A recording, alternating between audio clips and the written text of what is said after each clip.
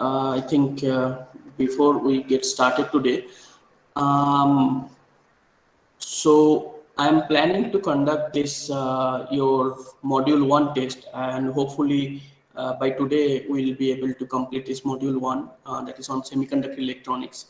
So if we conduct this on Friday after 4, maybe 4 to 4:30, so only half an hour short test will be there. So is this fine for all of you, at least those who are attending now?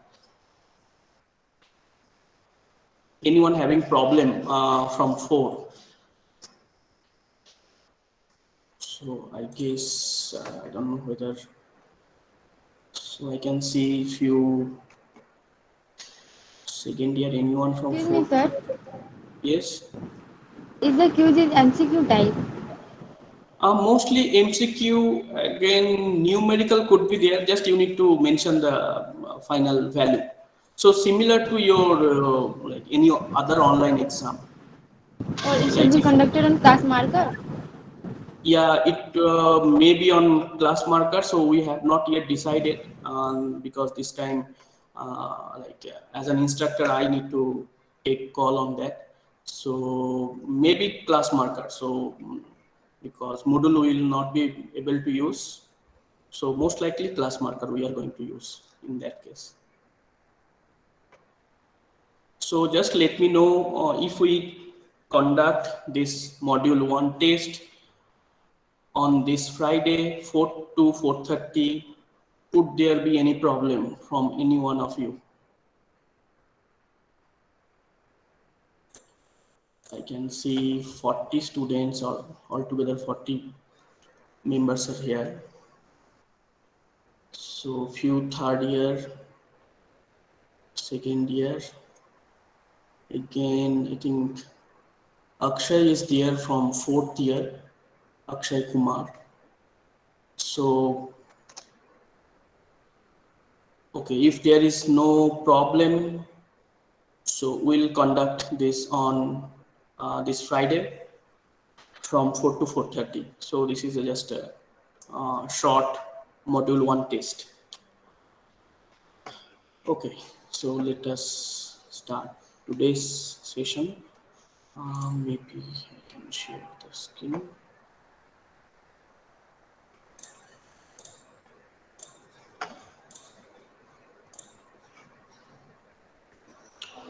And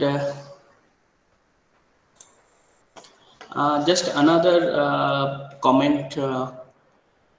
So do you have any issue, like you can just feel free to let me know, because you can understand like I also need some feedback from your end so that I can modify or I can deliver in a better way. You do understand that it is online, so it is difficult to understand your this observation or thing.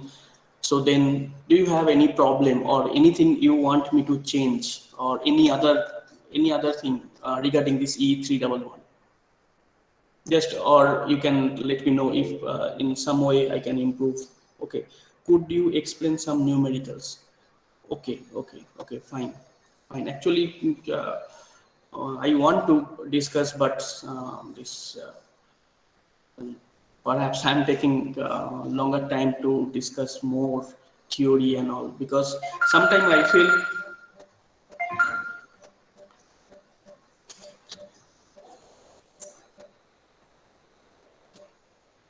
so sometimes I feel if you understand the theory or concept behind this, you will be able to solve numerical anyway.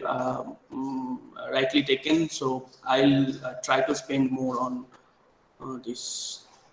Please post some questions on module 2. Okay, sure. Okay, I think once this TA, this Arpit, he discussed few problems. So, okay, maybe on Thursday, today, because today I do not have any plan to discuss this. So maybe on Thursday we will try to discuss few question and few numericals. And okay, fine. So please provide some numericals for quiz as well. for practice. Okay, sure, I'll do. Again, you can find few question in slide, mostly related to that crystal structure. So how many electrons will be there, how many electrons will be there at the surface, in the bulk. So those type of numericals, I think you can find in the PPT. And okay, we'll try to conduct another session on next day. So we'll record it and upload. So if you are not, if you are unable to attend that, so you can see the video also, recorded video. Okay, any more suggestion? So I mentioned just I think one of you just mailed to RPTA. So regarding some study material, because maybe you are finding it difficult to get only from PPT and video. So you can check Moodle. So I mentioned one particular book. So from where I mostly followed to discuss the initial part of this. So actually, I'm consulting different this material. So that is why I hope that slides and videos will be fine. But still, I'll mention all the materials I'm following. And once again, this we are trying to prepare this handout. So maybe Arnab, when can you, or like when it will be ready? By today, Arnab, this handout will be ready. So sir, I have prepared already the lecture 3. So lecture 4 is prepared. So I think by Wednesday I will prepare everyone. Up to lecture 8, up to lecture 9, I will prepare. Okay, So okay. today So will be lecture 9. this handout will also like upload the handout as I promised um, before this class. Okay, fine. So let us get started. And let me share the PPT. Okay. So I hope these slides are visible to all of you, right? Arnab, can you just quickly? Yes, sir. Yeah, fine. Thank you. Yeah. Okay. Well, so just to recapitulate quickly, so in last class we started basically the discussion on the details of carrier transport. After completing the how to quantify carriers, then we try to understand the details of carrier transport, mostly involving your thermal velocity as well as the drift velocity.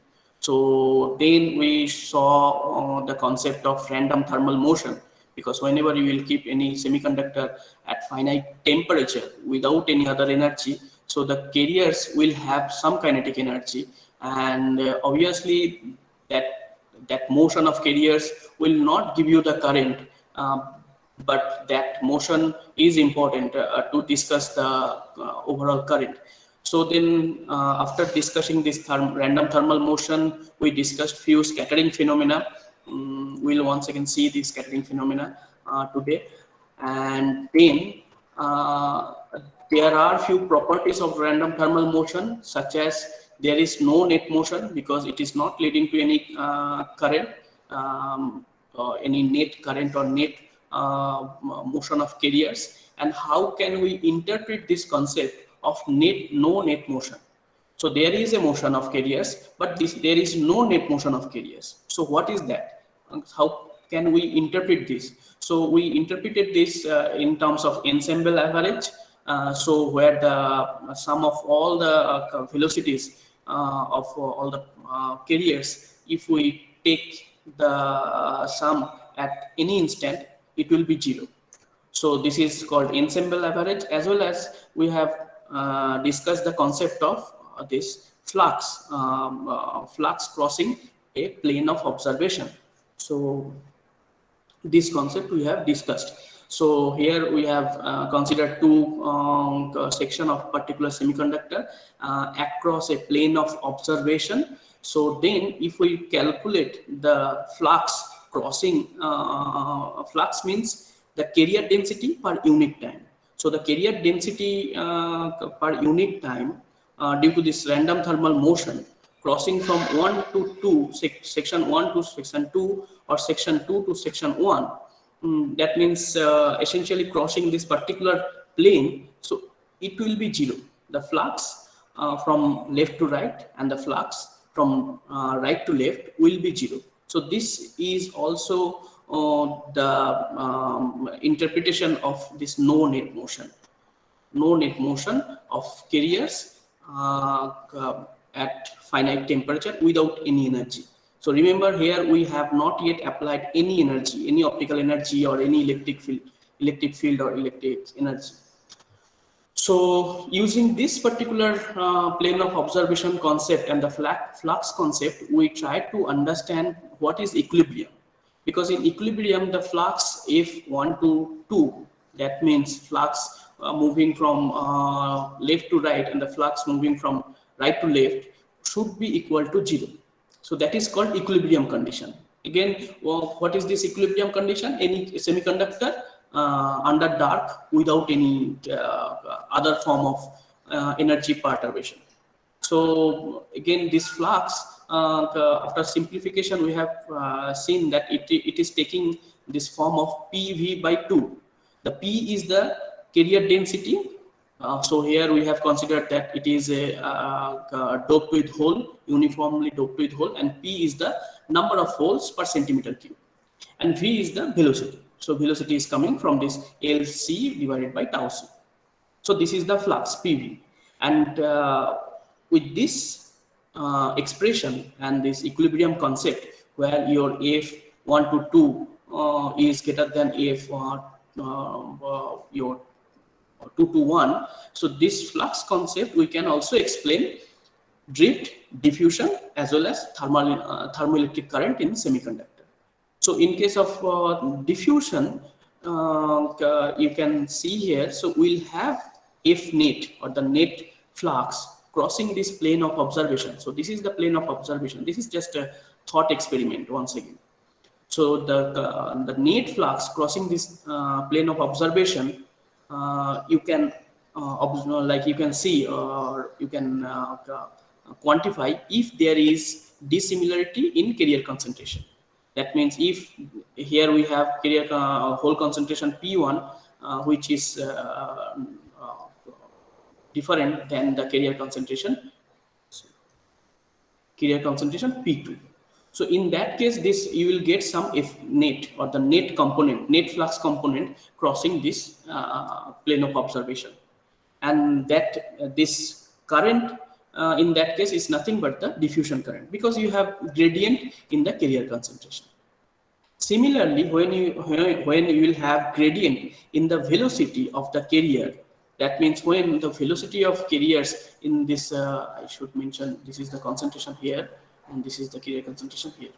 And when you have the velocity of carriers V1 here and V2 here is different, then also it will lead to some net flux crossing this plane of observation.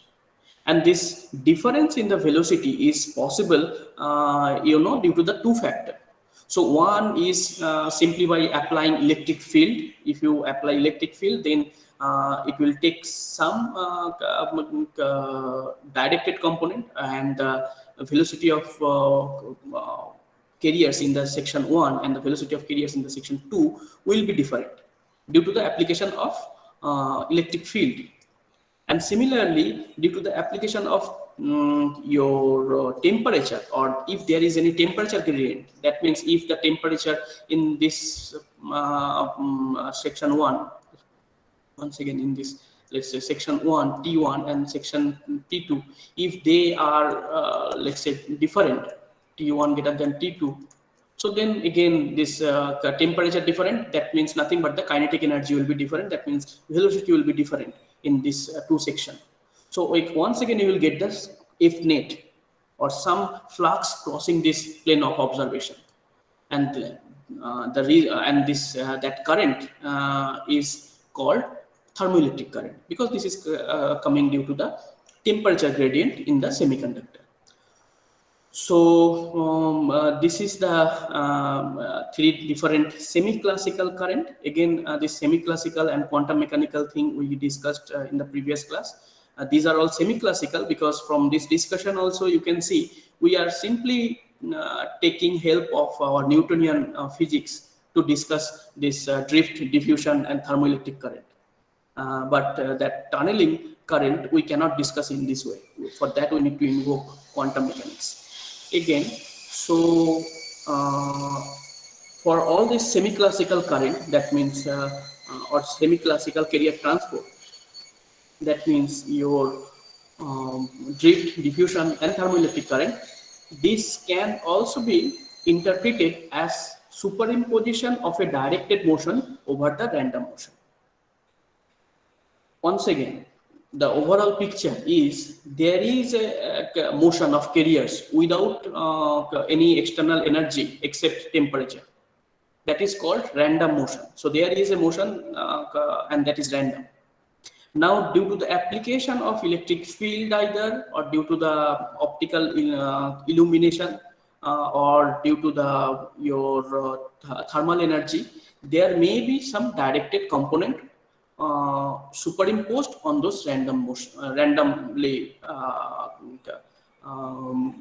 random motion of carriers. Okay. So this is just superimposition. So there are random motion. So due to this external factor or external energy perturbation, now this random motion is getting some directed component. So this, and due to this directed motion or due to this directed component, actually we are getting current in semiconductor. This fact is very important because this is not see, when you are considering electrons or holes in semiconductor, it is different than the electrons in vacuum, because in electron in vacuum, shortly we will see that if we keep on increasing the electric field, it will get accelerated. So, but electrons in the semiconductor will not behave like this. But electron in vacuum, if you just consider any electron under vacuum, so just if you apply the electric field across this vacuum chamber or whatever you say, so then that electrons will always, this velocity will keep on increasing because it, due to the electric field, it will accelerate. But in case of electrons in the semiconductor, it will not follow the same. At some point or at some electric field, the velocity will get saturated. So that we have already seen previously also. That once again we will discuss this. So this is the concept of drift diffusion analogy we have taken in the last class. So where we have taken the sweet meat box analogy, how to discuss this directed motion over the random motion of carriers and how we can get the current. So I'll not spend more time on this analogy. So now I think, okay, let us once again see this behavior. So this is the behavior of velocity with the electric field.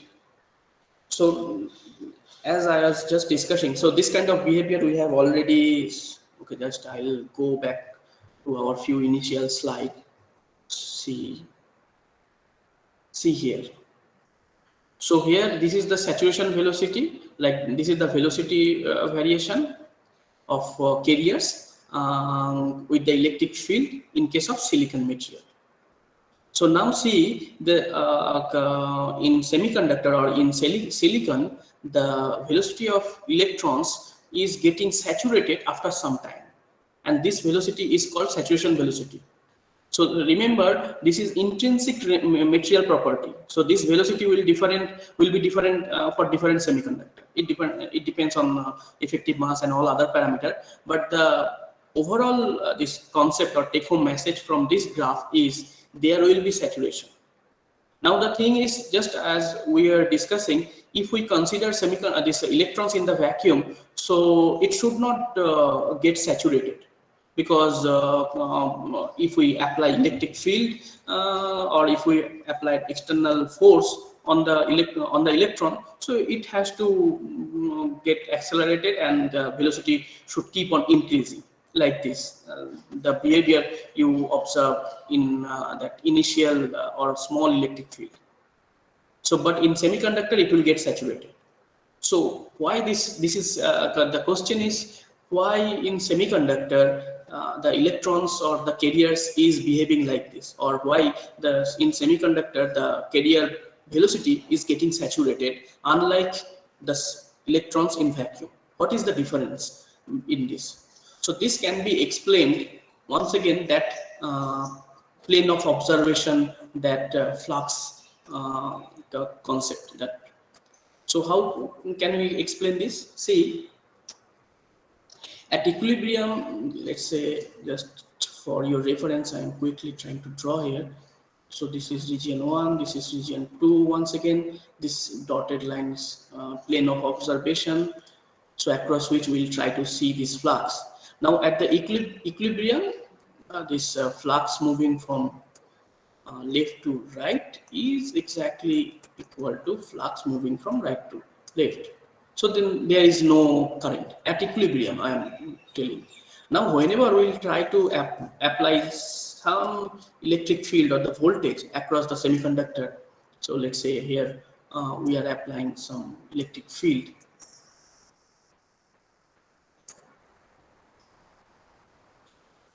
So what will happen? Now one flux component will be more that we just discussed. So let's say if net, so we already discussed, let us, if there will be some net component because we have applied electric field and now this is non-equilibrium condition. So what is happening? So there is a difference between two flux, the flux moving from left to right and the flux moving from right to left. Now maximum, what could be and then this F net is actual your reason to have this velocity. Okay, and the carriers are moving and it is having this resulting velocity. Now at the max, what can you expect? So maximum you can expect that there will be no F your right to left. So the only your flux will be from left to right. So at that point it will get saturated. So this, let's say here it is velocity. So at the max your, maybe you can take different color. So at the max it can be 0 and it can have that maximum value F net, and that will decide your maximum this velocity. So beyond this you cannot get, because it is this F net is coming due to the difference between these two flux. So maximum absolute value possible when this component means the flux crossing from this side to this side is 0. So then actually your this once again you can consider this as your V2 equals to 0, because that velocity, the velocity of carriers in the region 2 of this thought experiment could be at the max 0. Okay. So beyond this obviously not possible. So beyond this, that is why beyond this value you cannot have this F net and you cannot have more velocity. So now the next following question. So from this concept, I think it is you can understand that there will be saturation. Okay. So now this concept is different once again than the concept of electrons in vacuum. Okay, so that is different, because in vacuum electrons will get accelerated whenever we will keep on increasing the electric field. But here, after certain electric field, the velocity is getting saturated because of this F net saturation. Now the next following question is, you can also try to answer. See, we are applying electric field. That means from externally we are giving some energy to our semiconductor. Now we are not getting the more velocity. The carriers are not getting the more velocity. It is getting saturated. Now the question is, where does that additional energy go after this saturation? Because beyond this, let's say beyond this electric field, we are still giving electric field or external energy to semiconductor. Now what is the result of that external energy after this saturation? Where does it go? Can anyone just quickly tell me the answer, like just any rough idea after this, where this energy is going? Because you are giving energy to semiconductor. So the answer to this, hello?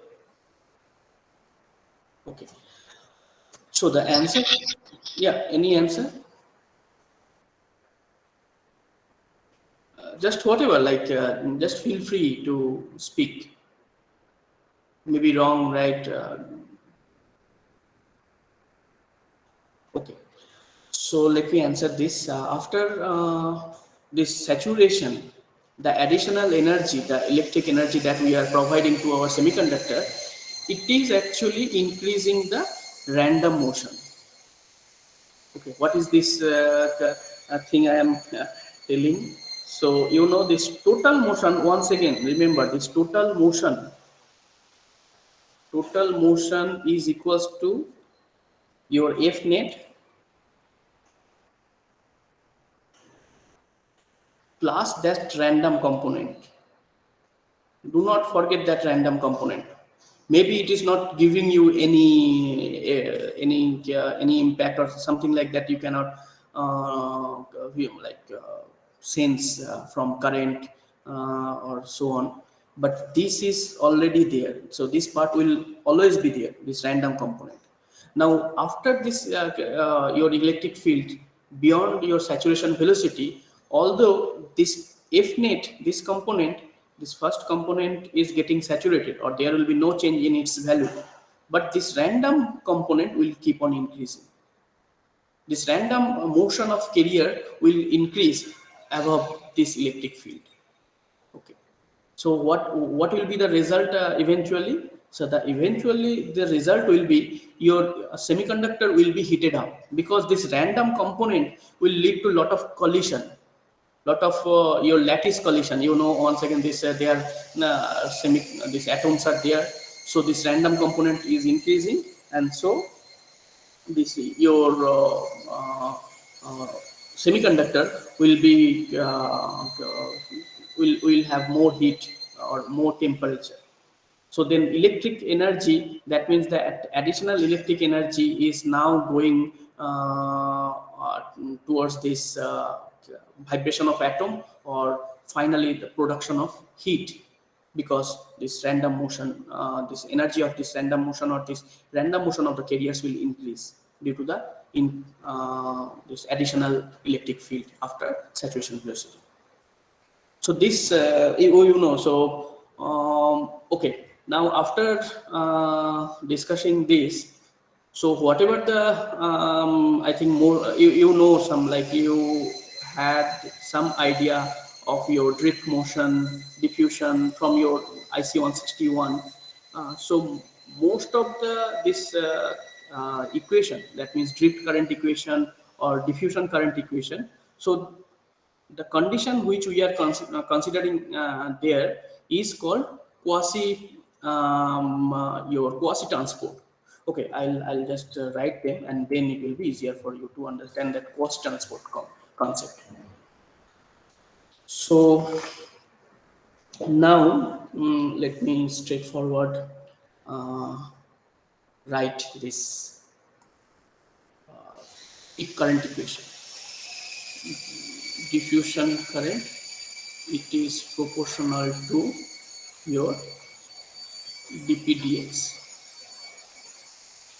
and similarly your drift is proportional to, if I want to write in terms of this differential, okay, well, let me first write in terms of let's say electric field. So it can also be written proportional to uh, dvdx. Electric field is equal to nothing but the gradient in potential. So these are the two fundamental carrier transport mechanism. We all know that diffusion current is coming due to the gradient in carrier concentration, and the drift current is coming due to the gradient in voltage or gradient in potential. Now this equation, if I write clearly, so then it is, if we consider it is in case of p, that means in case of hole, so it is q dp. Okay, let me just q dp this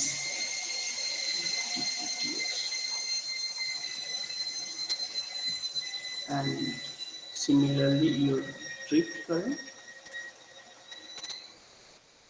in terms of potential gradient, we can write it q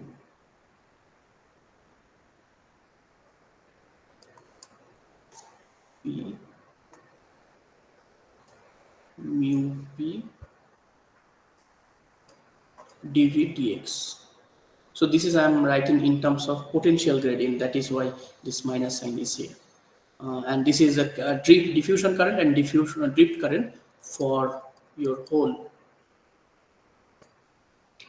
And again, so I think this equation we have already derived previously. So once again, this is n p mu p electric field. So this equation we have already derived in case of drift current, but this equation can also be derived easily from just very basic Newtonian physics. So that I'll give you in the handouts maybe. So this how this equation is coming from, where this dp and dpdx is, and how this expression is coming, this diffusion current expression. So following this, another important observation from these two equation is there is a relation between these two carrier transport mechanism, drift and diffusion. And you know these are all constant. This is the diffusion constant dp, and this is the mobility or the constant in case of drift current. So again, dp by mu p is equal to kt by q, and this kt by q also sometimes called as vt. This is not vth. So vth is a thermal velocity, don't get confused. So vt is called thermal voltage.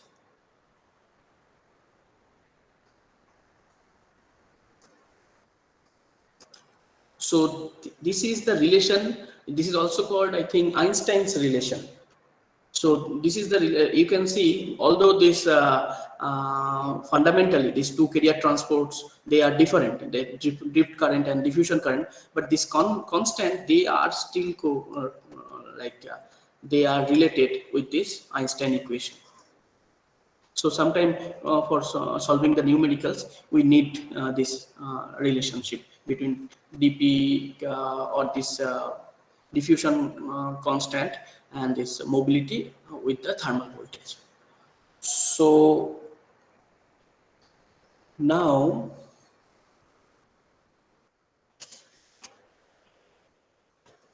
okay, now here I should mention that concept of quasi equilibrium transport. What is this quasi equilibrium transport, and what is the a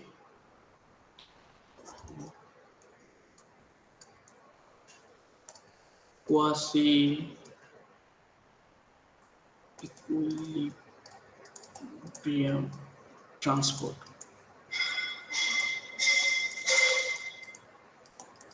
See this equation, drift current equation.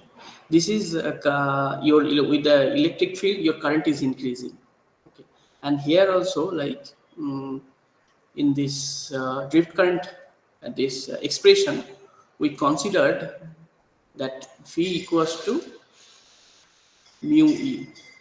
That means velocity will constantly increase with the electric field. So after considering this equation V equals to mu e, we came to this term for your drift current, right? If you recall, because NQ V again V equals to mu e, that means NP mu e. So now this is valid, this V equals to mu e, this is valid when we are applying this electric field, very small electric field. So see this, in this electric field, in this range of electric field or voltage, we are having gradual increment in the velocity.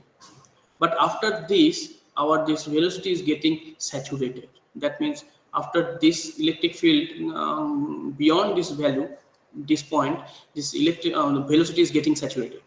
So we are not applying electric field here, or we are not considering this electric field here where our electric field is greater than this particular value, or where our carriers are having saturation in the velocity. So that is why this condition is called, these two equations, they are valid for quasi-equilibrium condition. What is this quasi-equilibrium condition? The quasi, whenever you will see this term quasi means little disturbance. Always remember little or small disturbance. Small disturbance. So whenever there is small disturbance, that is called quasi. And see quasi-equilibrium, that means for this quasi-equilibrium means there is a small disturbance from the equilibrium condition. And then only these current equations are valid. Okay. So that is why at very high voltage, so if we apply very high voltage across our semiconductor, for that we cannot consider this equation. For that we need to consider them, like we need to consider velocity differently. We cannot simply write V equals to mu e, because once again this V equals to mu e formula is valid when your electric field is very small. If your electric field is very high, the velocity is getting saturated. You cannot replace velocity with the mu e. So these two, this current equation is valid under this quasi-equilibrium transport condition. Okay. Another few condition when you have semiconductor under quasi-equilibrium. See, there is a, like, you know, there is a tau c. So I have not done this detailed derivation, but if you do that derivation in case of diffusion current and all, you will see this term you need the help of this term. That is tau c means again this carrier lifetime. Tau c again, then LC. LC is the mean, this is the mean free time, this is the mean free path between two collision, and your VRMS or the VTH, sorry, VRMS or VTH, thermal velocity, that random motion. So whenever we are considering that our semiconductor is under quasi-equilibrium condition, we are not considering any variation or any change in this parameter. There should not be any change in tau c, LC or VRMS. Once again,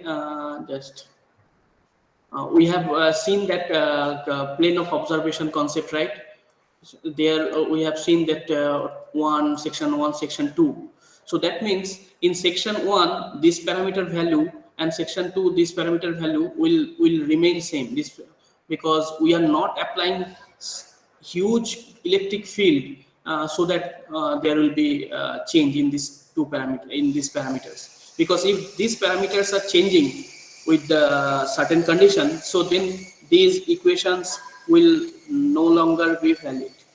Just remember this.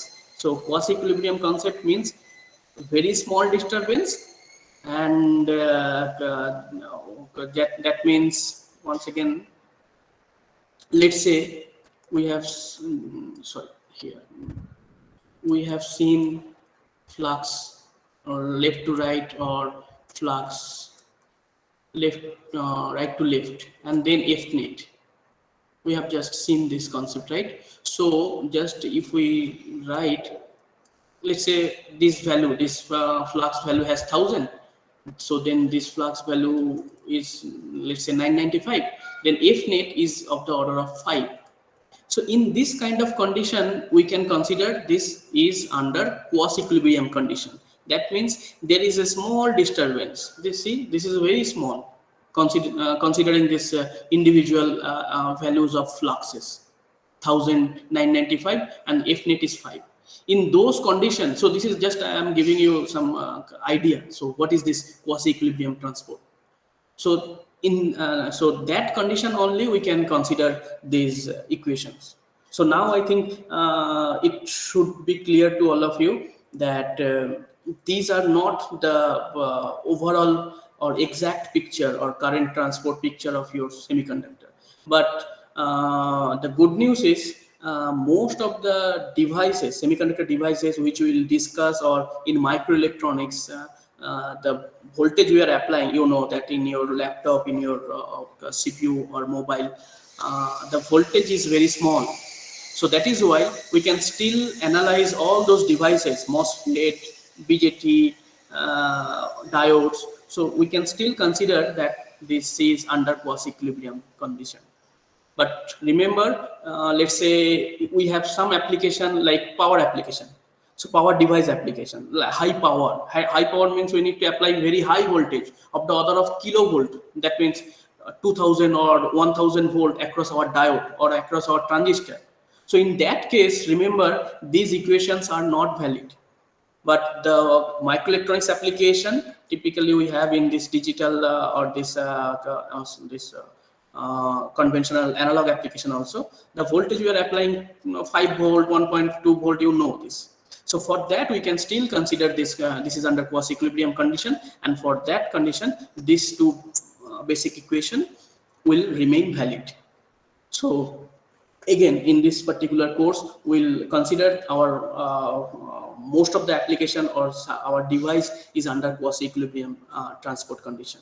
So we can consider this two equation. So this is all about that. So now let us quickly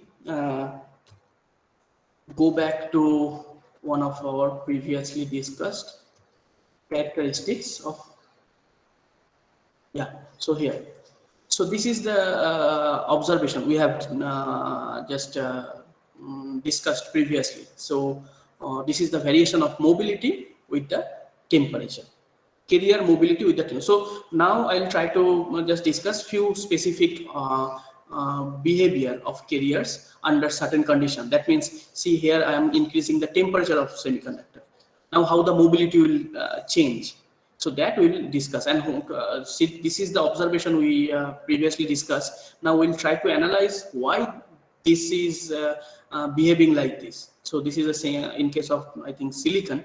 So in case of silicon, once again, this is the mobility. Mobility means it will decide at what will be the speed of your semiconductor, or at which frequency your this transistor will operate.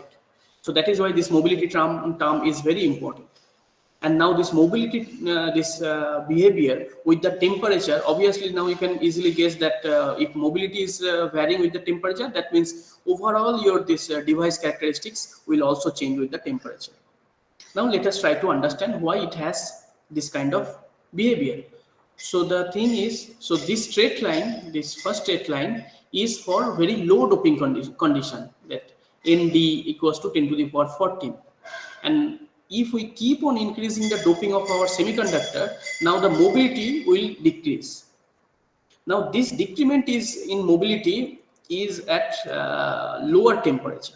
See, this is around 200 Kelvin. So around this 200, this will be 250. So your room temperature is somewhere here, 300 Kelvin. That means so beyond this room temperature or below this room temperature, so your mobility will decrease due to the increment in the doping level, and above this room temperature your mobility will decrease for all the doping concentration. So whatever will be the doping concentration, your this mobility will decrease. And overall, if we observe for your, if we take highly doped semiconductor, see our for any particular temperature, let's say at room temperature here, so the doping, the mobility will be lower and lower. So higher is the carrier concentration, mobility is getting lower and lower. See, this is at certain temperature. So if we keep on increasing the doping, your at a fixed temperature, our mobility will decrease. Now let us try to understand why this is the behavior, like what is happening inside this. To discuss this, once again, we need to invoke that three scattering mechanism what we have seen in the last class. So one is your ionized impurity scattering. So okay, I'll just write ionized impurity scattering. And second one, you know, this phonon or lattice scattering. And third, you know, carrier scattering. So using these three scattering mechanism, we can essentially discuss this observation. So what is this? First, let us discuss this effect of ionized impurity scattering. So this ionized impurity scattering,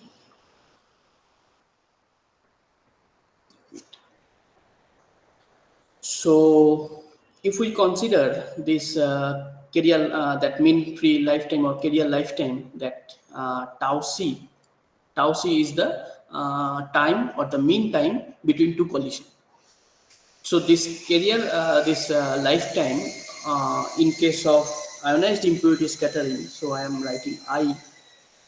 So it will decrease when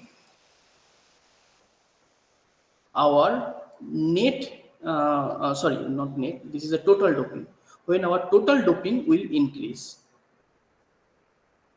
Because you can understand, like if you have a large number of impurity, so there will be large number of scattering. So how can we discuss this? So if we just quickly recall, let's say we have donor ion here. So ionized impurity means that ions. Okay, so we have donor ions here.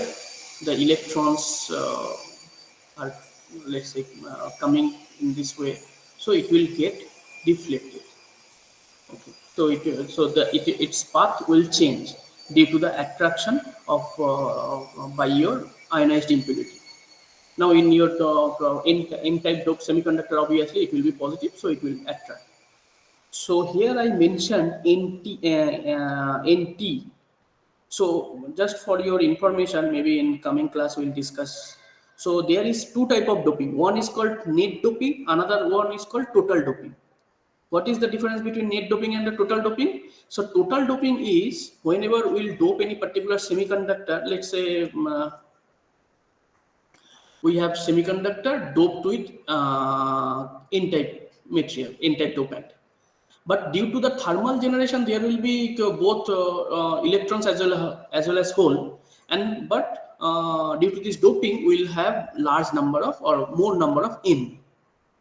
So the total doping means we have considered the existing this holes as well as this your again as well as electron.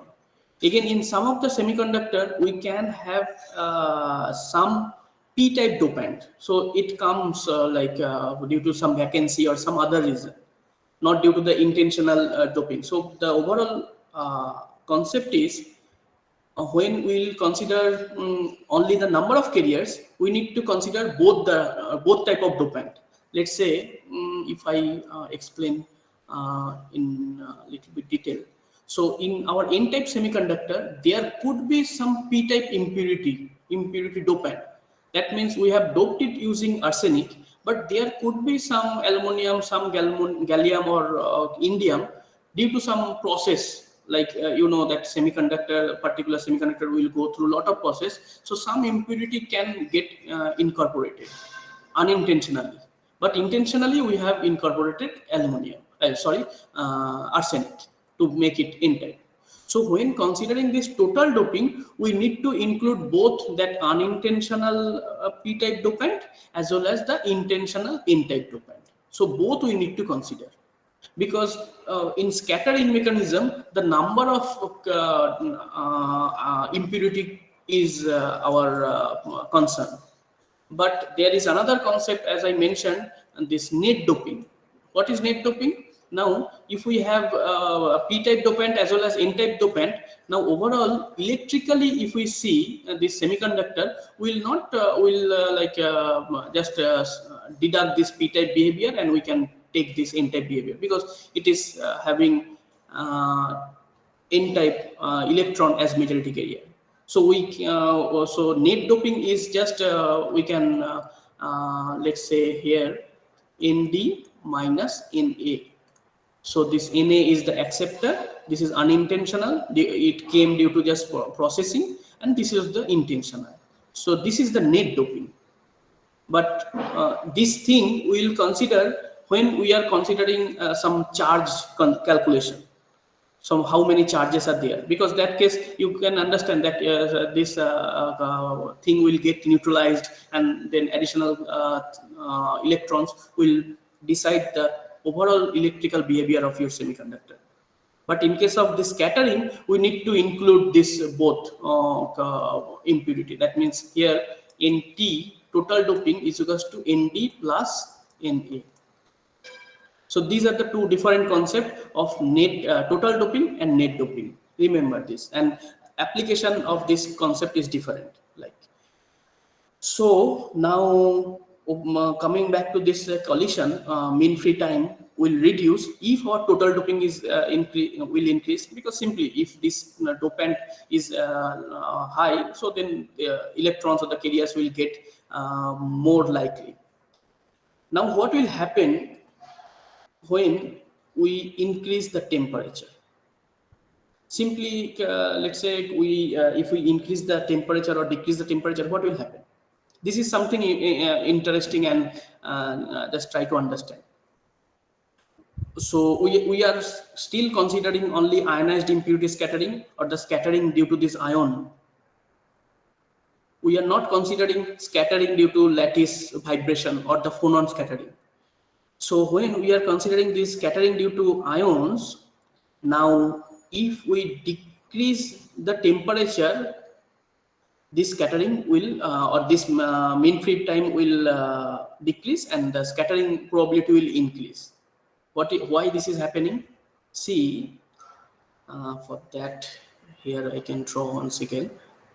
Similar, this electrons are coming, and then we have this impurity. Here we are only discussing ionized impurity scattering. Remember, we have not yet discussed this phonon scattering. So normally this is at some temperature, let's say T1, it is getting deflected here. Now when we'll increase the temperature, let's say T2, what will be the behavior of this electron? How likely it will get scattered by this ionized impurity? So this electron will come in the same path, and now it has now I am considering these electrons having high temperature. High temperature means nothing but the high kinetic energy.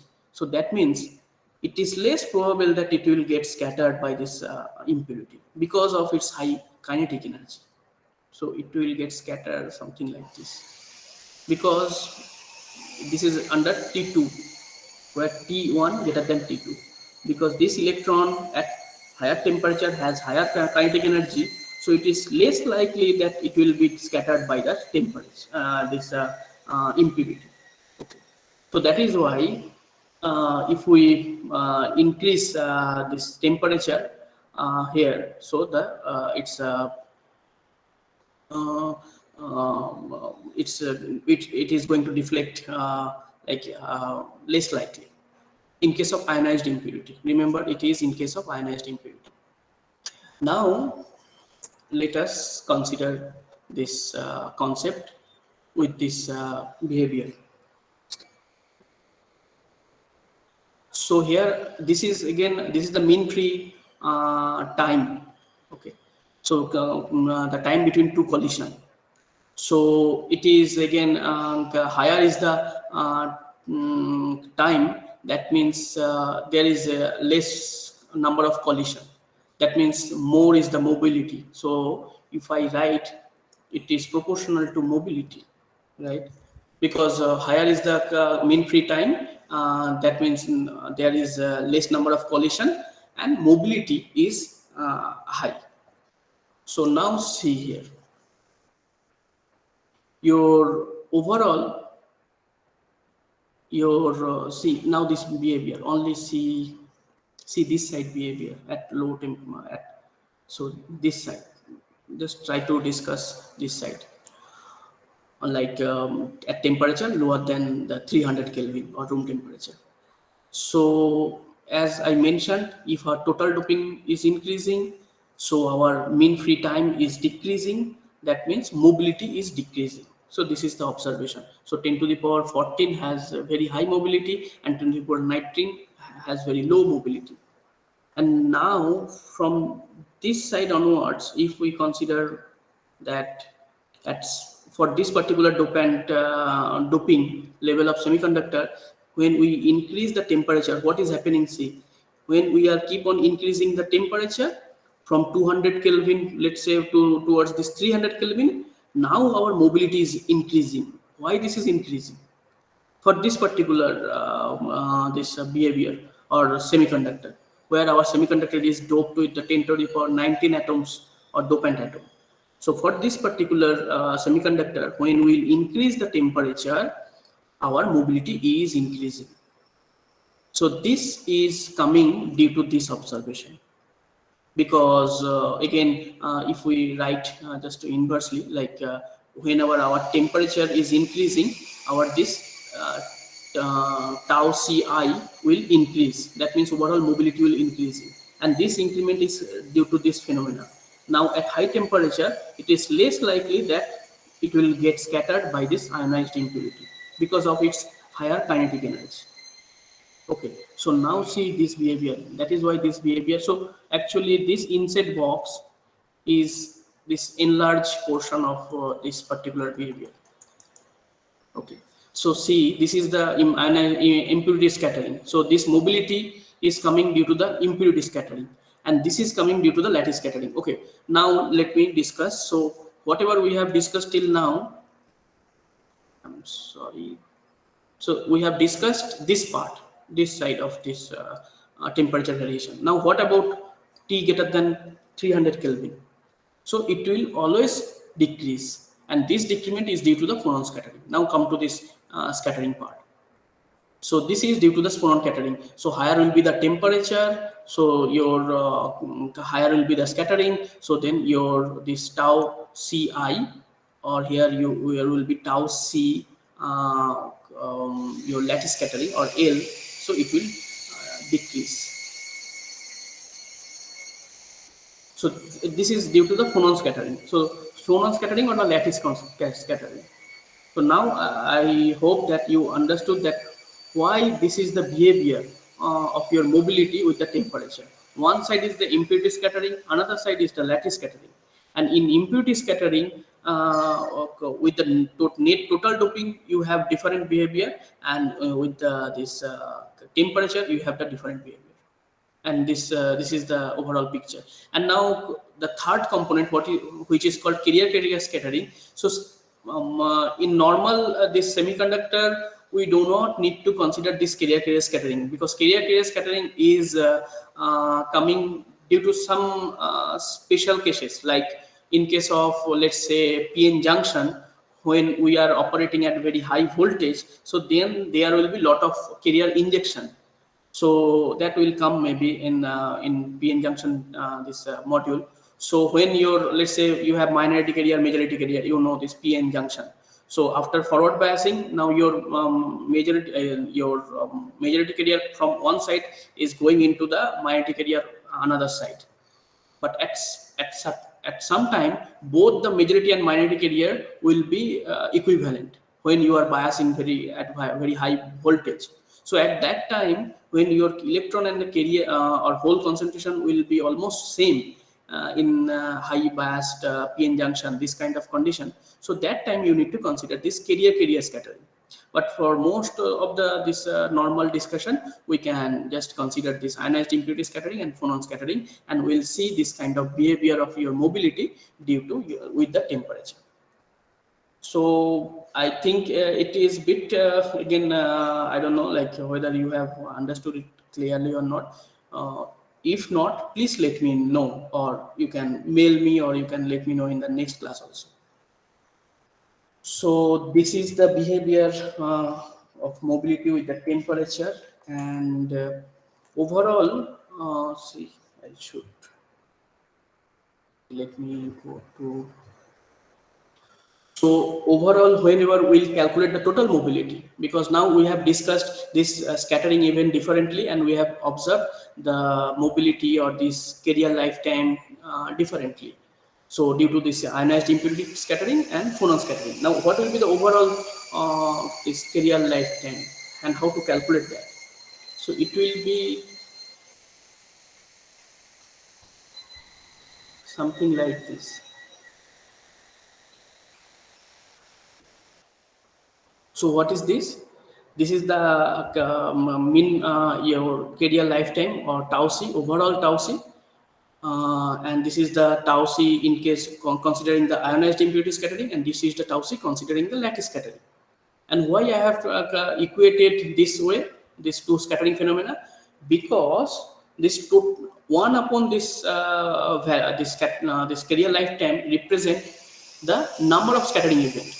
So this 1 upon this tau ci is the number of scattering event due to ionized impurity, and 1 upon tau cl is the number of scattering due to lattice scattering.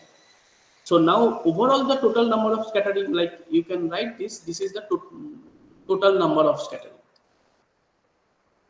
Total number of scattering.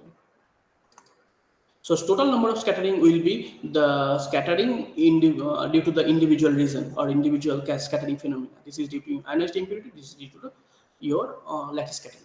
And simply as I mentioned before, this is proportional to your mobility. So your mobility behavior, overall mobility behavior will be this mu I plus 1 upon mu L. So this is the total mobility considering different type of scattering, and this rule has some name, I think Matheson rule or something, some name is there for this particular formula. So this is the mm, mobility behavior, and now finally, should I continue or it is okay? It is already 1:05. Are you all there, or should I continue, or I stop?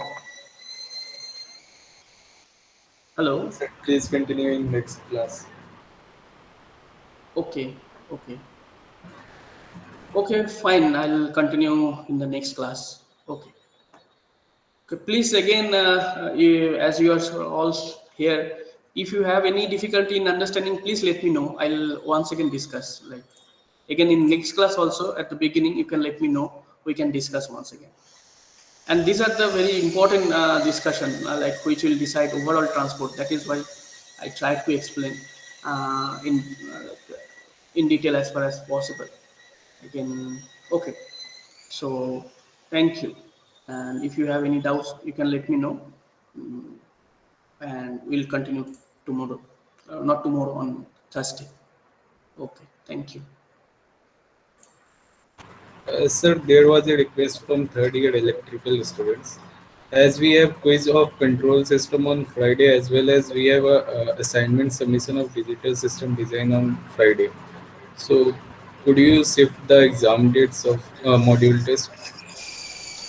Uh, Piyush, I think regarding this, I think since you have no time class at least, it will not be very difficult. Okay. So yeah.